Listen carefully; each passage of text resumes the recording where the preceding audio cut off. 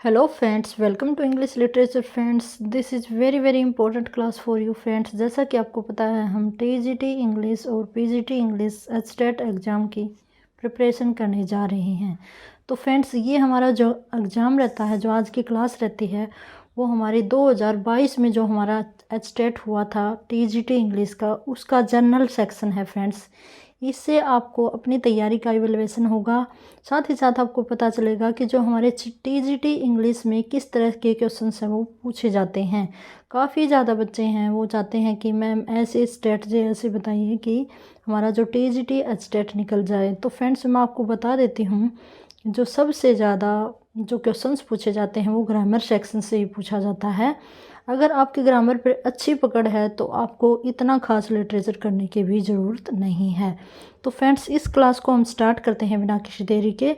और अगर आवाज़ का कोई इशू रहता है तो कमेंट बॉक्स में बताइएगा फ्रेंड्स। काफ़ी दिन बाद हमने क्लास ली है तो हो सकता है कि माइक की कुछ प्रॉब्लम हो। तो लेट्स स्टार्ट करते हैं बिना किसी देरी के। तो फ्रेंड्स, यहाँ हम 1 बाय 1 क्वेश्चंस करेंगे 15, जो कि हमारी जनरल इंग्लिश से हैं। देखना एक बार, ये हमारा सेक्शन रहता है जनरल इंग्लिश का। तो यहाँ फ्रेंड्स, अगर हम बात करते हैं तो हमारा जो फर्स्ट क्वेश्चन रहता है वो है choose the part of sentence that has error. यहाँ हमें एरर बताना है। मीन्स एरर से भी क्वेश्चन पूछे जाएंगे, लेकिन हाई लेवल का नहीं होगा। लेवल हमारा 10th तक +2 तक ही रहेगा। तो फ्रेंड्स, हमारा फर्स्ट क्वेश्चन है she does not resemble to either of her parents. तो फ्रेंड्स, यहाँ हम देखते हैं तो जो रिजेंबल होता है फ्रेंड्स, वो एक ऐसी वर्ब है जो अपने साथ प्रीपोजिशन को नहीं रखता है। कब? जब उसके बाद जो हम कह सकते हैं कि ऑब्जेक्ट कॉम्प्लीमेंट हो। मीन्स यहाँ पे हर पेरेंट्स आने के बाद रिजेंबल है, उसके बाद हमारा टू है वो नहीं आएगा। तो इट मीन्स बी है वो हमारा करेक्ट आंसर होने वाला है। तो इसका जो राइट आंसर रहेगा वो बी रहेगा। इसी तरह कुछ और भी वर्ब हैं, जैसे कंसीडर करना। ऐसे काफ़ी सारी वर्ब हैं जिनके साथ हम प्रीपोजिशन का यूज नहीं करते हैं। ठीक है फ्रेंड्स, आगे चलते हैं सेकंड पे। Choose the appropriate conjunction for blank. यहाँ हमें कंजक्शन बताना है। कंजक्शन से भी क्वेश्चन हैं वो पूछे जाते हैं। I shall not go dash I am invited. अब कहता है, देखो ये इसने कंडीशन रखी है।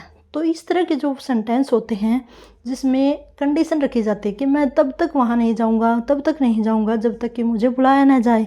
तो इस तरह के जो सेंटेंस होते हैं उसको हम अनलेस, अनटिल, इन से जोड़ते हैं। ठीक है। और ये हमारा वैसे बात करते हैं तो हमारा क्लॉज रहता है कॉम्प्लेक्स। ठीक है फ्रेंड्स, और उसमें भी हमारा एडवर्बल क्लॉज रहता है। आगे चलते हैं नेक्स्ट के ऊपर।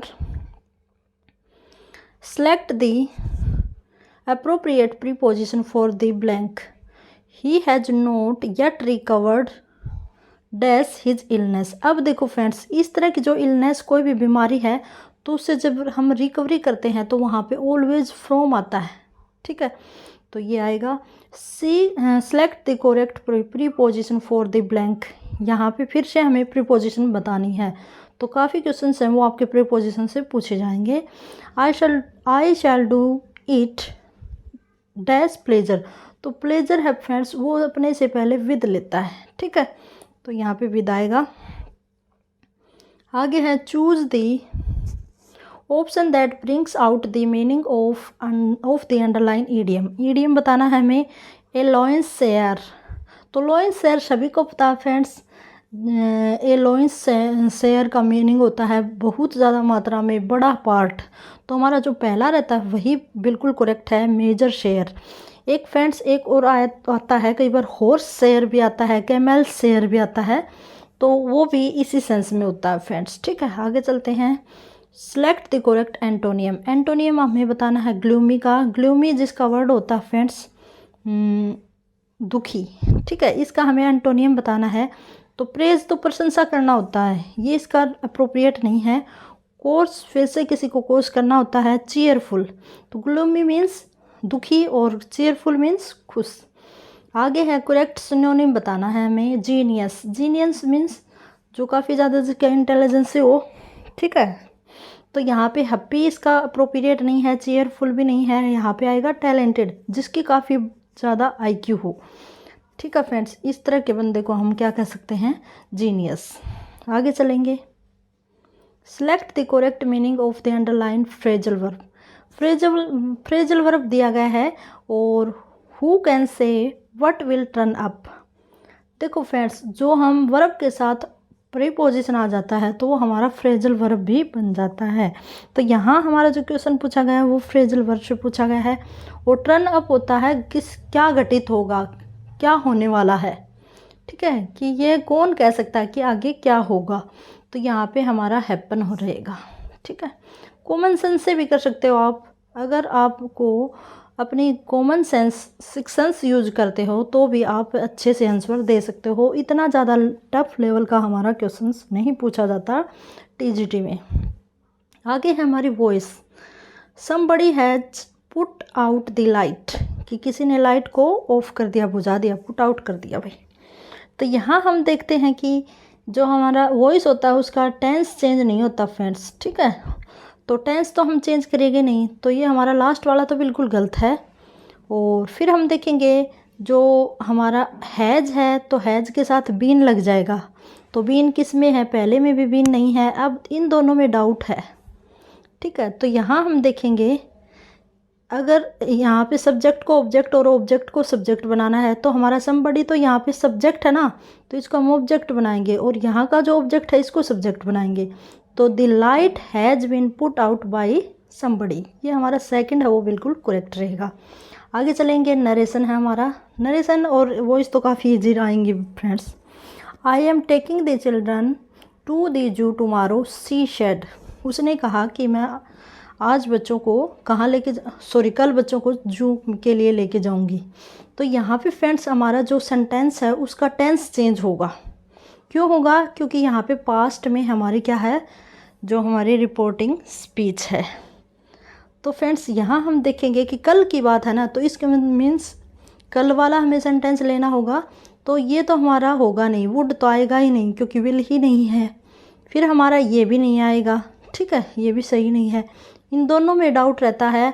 तो टुमारो है वो नेक्स्ट डे के, इसके अकॉर्डिंग भी हम कर सकते हैं कि जो हमारा एडवर्ब होती है नरेशन की वो चेंज होती है, टुमारो है वो नेक्स्ट डे में। तो ऑप्शन नंबर बी ही हमारा बिल्कुल करेक्ट रहेगा। आगे चलेंगे, change the narration to reported speech, choose the right option. यहाँ फिर से हमें क्या करना है, नरेशन चेंज करना है। तो who has been using my typewriter, said mother. Mother ने कहा कि कौन मेरा टाइपराइटर यूज करता है। तो फ्रेंड्स यहाँ हम देखेंगे कि मदर ने पूछा ना, तो यहाँ पे माई आस्क्ड आ जाएगा, तो ये हम कट कर देंगे। और यहाँ पे हैज़ बीन है तो क्या आएगा फ्रेंड्स, एक बार देखना, यहाँ पे हैज़ है तो हैड बीन आएगा।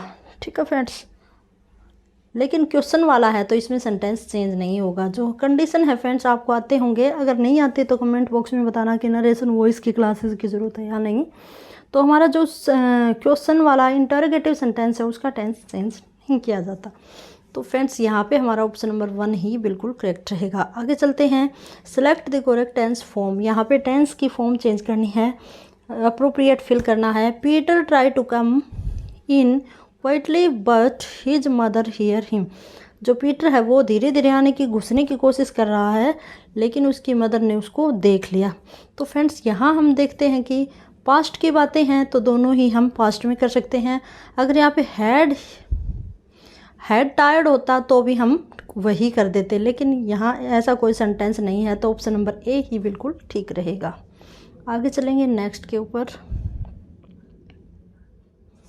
Change the voice from active to passive and select the correct option. Bees make honey. ठीक है फ्रेंड्स, तो यहाँ पे सिंपल सी बात है फ्रेंड्स, जो हमारा फोर्थ है वो बिल्कुल ठीक है, हनी इज मेड बाय बीज। ठीक है फ्रेंड्स, यहाँ पे बाकी तो आप देख रहे हो, हनी इज मेक वाई तो होगा नहीं, क्योंकि जो हमारे वॉइस होती है उसमें जो पैसिव फॉर्म होता है उसमें ऑलवेज थर्ड फॉर्म का यूज किया जाता है वर्ब की। आगे चलेंगे, select the correct tense from the option given. यहाँ पे फिर से हमें टेंस गिवन दिया हुआ है, when I first came to this house it be a very quiet area. तो फ्रेंड्स ये वहन है तो इसका मतलब पास्ट की बात है, तो हमें पास्ट फॉर्म ही अप्लाई करनी है। तो ये अपने आप कट हो गया, बी ऑप्शन हमारा बिल्कुल करेक्ट रहेगा। आगे है select the appropriate one word substitution for the following. तो फ्रेंड्स यहाँ पे हमें सब्स्टिट्यूशन बताना है, one word substitution. Farmer students of A school और कॉलेज। तो फ्रेंड्स इस तरह का जो सेंटेंस होता है कि कोई कॉलेज या स्कूल के या किसी भी संस्था का पुराना स्टूडेंट हम कह सकते हैं, तो उसे हम क्या बोलते हैं? तो वो हमारा ऑप्शन नंबर बी बिल्कुल करेक्ट है, एलुमनी बोलते हैं फ्रेंड्स उसको। ठीक है फ्रेंड्स, और काफ़ी इजी हमारा पेपर था फ्रेंड्स, और कमेंट बॉक्स में ज़रूर बताइएगा कि आपके कितने क्वेश्चंस ठीक है। ठीक है फ्रेंड्स, और इसी के साथ have a good day and best of luck.